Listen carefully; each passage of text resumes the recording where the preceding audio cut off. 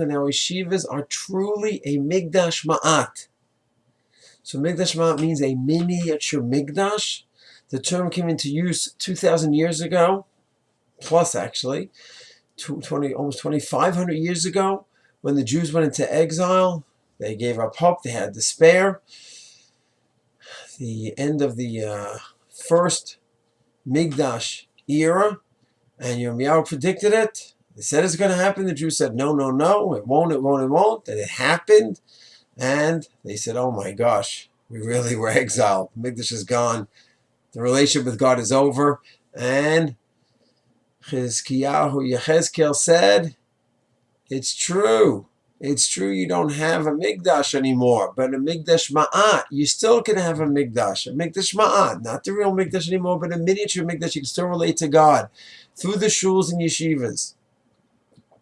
And there's an amazing, amazing halacha. There was a consolation for them. There's an incredible halacha that comes from that, which is that a person goes ahead and just in his heart, he thinks, okay, I have in mind to do a mitzvah. I'm going to go ahead, I'm going to exercise every morning. He doesn't say it.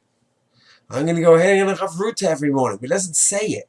He just thinks about it in his heart.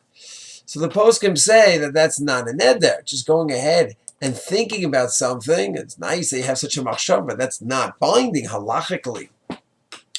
However, some poskim say that by a ta'anit, if you have that in mind, or if you have tzedakah in mind, some say that that would be binding. The Marik says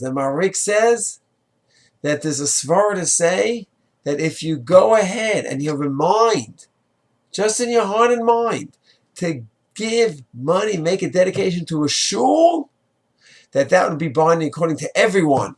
Why? Because it says, div lev, Pasha Truma, Tzav, Yaakov, Pakud, a div lev, someone giving of heart. And if someone gives in his heart to the Migdash, just in his heart he thinks, I want to dedicate something to the Migdash, so that would apply. That would work. And the Marik says, since the shuls are a Migdash Ma'at, or mini Migdash, so then just think of it in your heart. Would actually be binding, and that when you dedicate money, something to give to the Migdash Ma'at, the shul, that would be binding, even though it's in your heart. An amazing, amazing halacha. So it's a big chiddush where the Marik takes this concept of Migdash Ma'at, where our shuls are still the way to relate to God even without the Migdash, but it's a miniature Migdash, and he brings it to a whole new halachic reality. Shalom.